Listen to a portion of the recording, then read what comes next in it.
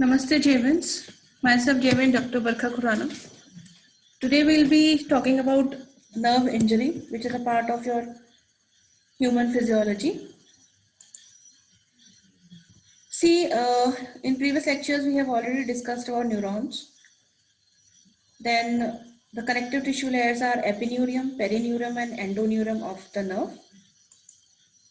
See, here you can see the diagram: perineurium, endoneurium, and epineurium.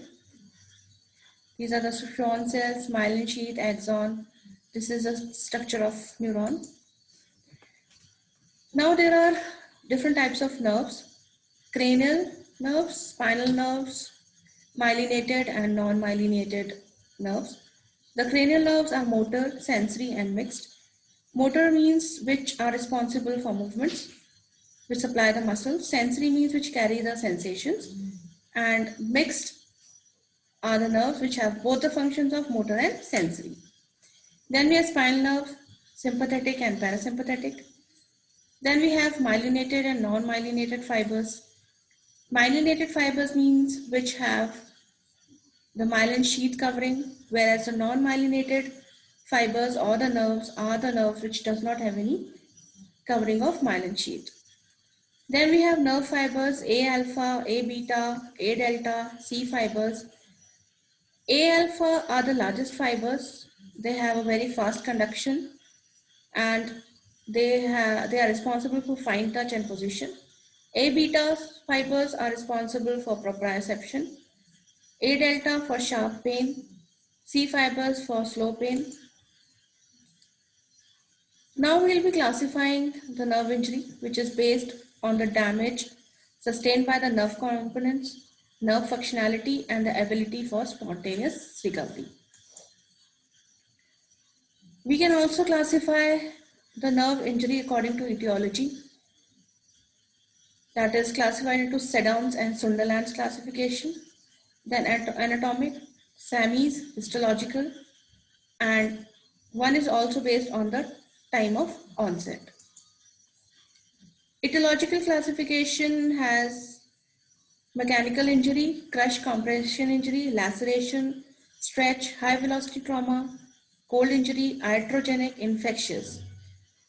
So etiologic means when there is a specific cause for the injury. So these are the causes.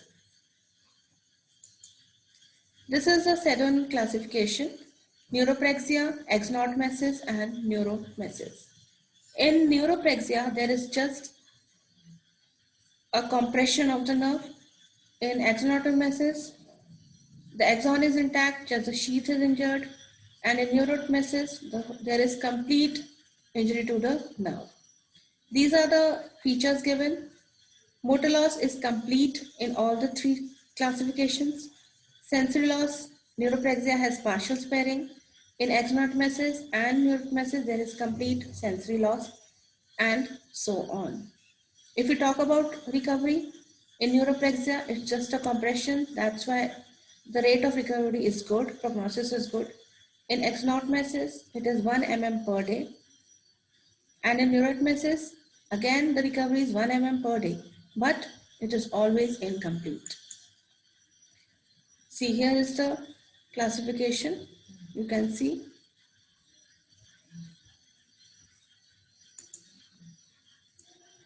First neurexia, second axonotmesis, third, fourth, fifth, these are the sub-classifications.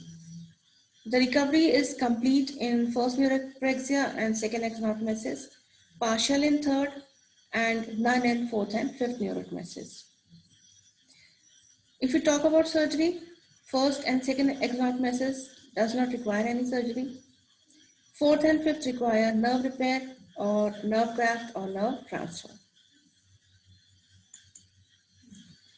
These are the terminologies: paralysis, which is loss of motor function; paresis is incomplete loss of motor function; anesthesia, loss of all sensations; hyperesthesia, excessive sensation; hyperesthesia is diminished sensation; hyperalgia is excessive sensitivity to painful stimuli; and hyperalgesia is lowered pain sensitivity.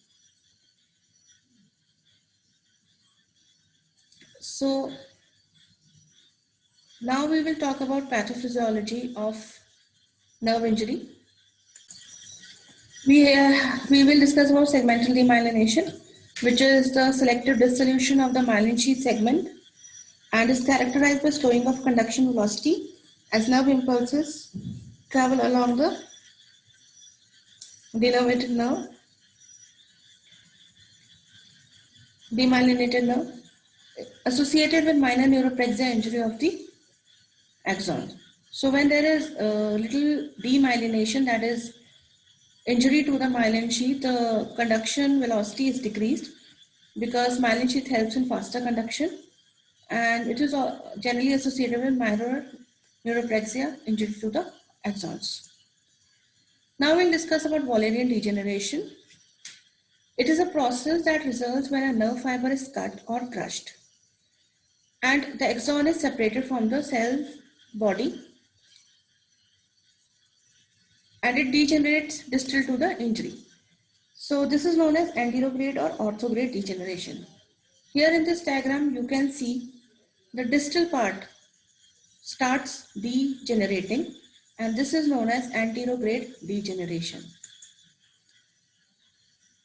Now if the tissue is denervated for a long period of time, some clinical changes may take place which are known as neurotropic effect.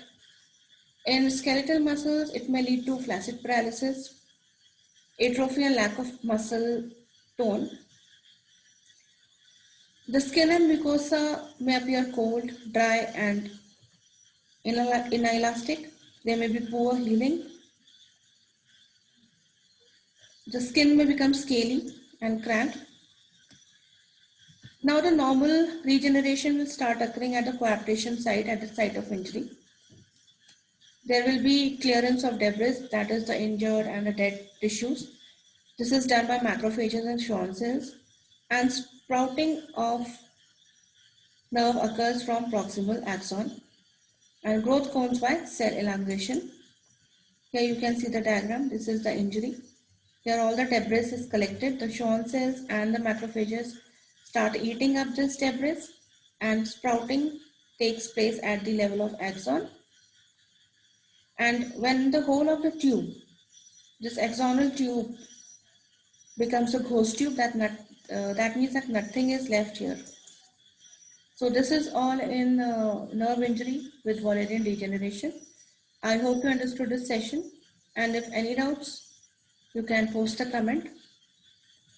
This session is powered by Digital 2.0 version, Jyoti Vidyapeeth Women University. Thank you.